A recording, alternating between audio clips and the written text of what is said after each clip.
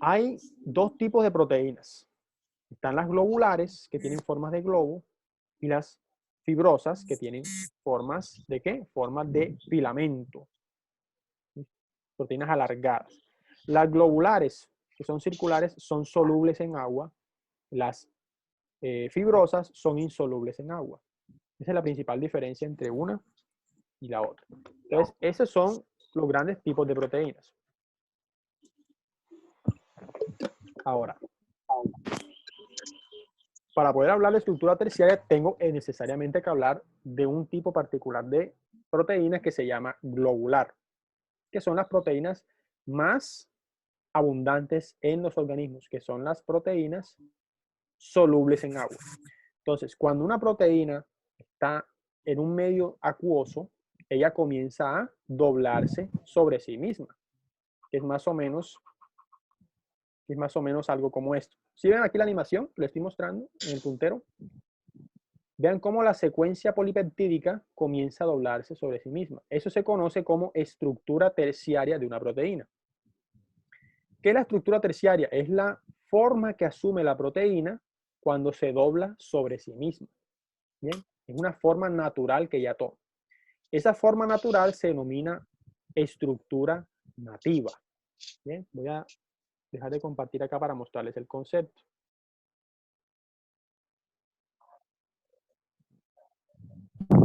Vamos a salirnos aquí un momentico.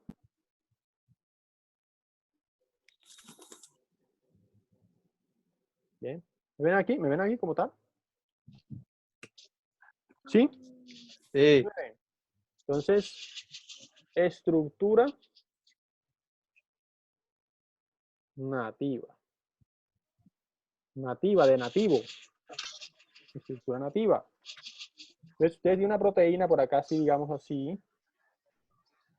Y lo que ocurre es de que esta comienza a asumir una forma específica, a doblarse sobre sí misma. ¿Ven cómo se está doblando la proteína aquí? Entonces, Sí. esta sería la estructura nativa o estructura natural de la proteína. Es cuando ella se dobla sobre sí misma. Bien, esa se llama estructura nativa. Ahora, para que esto se dé, para que la estructura nativa se dé, digamos, la proteína tiene que interaccionar primero con el agua y digamos que los aminoácidos que hacen parte de ella asumen una forma específica. O sea, ella no va a ser, digamos, tan arbitrariamente. La proteína tiene que moverse de una manera, pero eso depende de los aminoácidos constitutivos de la misma. Entonces voy a mostrarles qué es lo que ocurre. Entonces, si ustedes siguen viendo la diapositiva que les estoy mostrando, vean el mismo efectico, cómo se está doblando sobre sí misma. Eso ocurre porque hay unas interacciones no covalentes por una serie de residuos específicos. Entonces, mostrarles cómo ocurre. ¿Cuáles son esas, digamos, esas interacciones que son responsables de que la proteína se doble sobre sí misma? Son los puentes de hidrógeno, lo estoy mostrando aquí, puentes de hidrógeno, la interacción hidrófoba, que son entre residuos aminoácidos no polares, los puentes disulfuro y el enlace iónico o las interacciones iónicas. ¿Sí? Esas 1, 2, 3 y 4, digamos, interacciones son las responsables de la forma nativa de una proteína. ¿Por qué? Porque al momento de que ellas se dan, la proteína asume su forma nativa específica. Están, repetimos, interacciones hidrófobas, que son aquellas que se dan entre aminoácidos no polares que están dentro de la proteína, los puentes de hidrógeno y los enlaces iónicos, y el último es el puente disulfuro, el cuarto, puente disulfuro. El puente disulfuro se da entre dos aminoácidos de cisteína dentro de la misma proteína. ¿Listo? Entonces, esas son las estructuras terciarias. Ahora, si ustedes ven esta proteína que está acá, cuando la proteína está en un medio acuoso, si es una proteína globular, una proteína en forma esférica, si el agua empieza a interaccionar aquí al ladito de ella, si está al lado de ella, entonces, ¿qué pasa? Todos los aminoácidos no polares van hacia adentro, los que están solubles en agua van hacia afuera. ¿Entendieron, chicos? Escucho mucha bulla por ahí. Alguien tiene un poco prendido. No te mientas, ¿cuál te gusta más? ¿Cuál de los dos te gusta más? ¿Cómo así que no le gusta? Escucho a alguien por allá. Bien. Apaguen esa vaina, hombre. Cierren el sonido, muchachos, por favor. Ahora sí. ¿Escucharon más o menos, chicos? ¿Más o menos? Sí, sí, profe, siga. Muy bien. Sí, profe. Entonces, seguimos. Como les decía, cuando está el agua interaccionando al ladito de la proteína, los aminoácidos no polares se van al centro de la misma. ¿Por qué? Porque están escapando del agua. Escapan del agua. Y al tratar de escapar del agua, se van siempre al centro de la proteína huyendo del agua, porque el agua está en todo el exterior de la proteína. Entonces, ¿quiénes se van afuera de la proteína en contacto con el agua? Los aminoácidos que son polares. Entonces, todos los polares se van al exterior de la proteína y los no polares se van, ¿dónde? Al centro de la proteína. Eso es lo que ocurre principalmente con una proteína con su estructura terciaria. O sea, ella va a asumir su forma siempre mandando los aminoácidos no polares al centro, evitando el agua, y los aminoácidos polares, que son solubles en agua, hacia afuera. Eso permite que la proteína se pueda mover en un medio acuoso. En el caso de nuestro cuerpo, por ejemplo, muchas proteínas se mueven en ese medio acuoso. Y es debido a esa propiedad que ya tienen particularmente hablando. Cuando lo hacen, la proteína asume siempre esa forma específica debido a esas interacciones. Bien. Como les decía, el puente disulfuro es una de esas interacciones. Vean que se da entre dos aminoácidos cisteína dentro de una cadena de polipéptidos. Y es lo responsable de la interacción. ¿Bien? ¿Con quién se da? Entre dos aminoácidos cisteínas. Miren que se da la unión y se produce el puente disulfuro, que son dos átomos de azufre unidos. ¿Ven? Siempre entre dos aminoácidos de cisteína. Bueno. Es lo que ocurre, por ejemplo, con la insulina. Miren, esta que está acá, esto que tengo acá, aquí que estoy señalando, todo esto es la insulina. ¿Bien? Que es la que actúa para disminuir los niveles de glucosa en el cuerpo. Vean que los puentes disulfuro son responsables de la estructura de la insulina.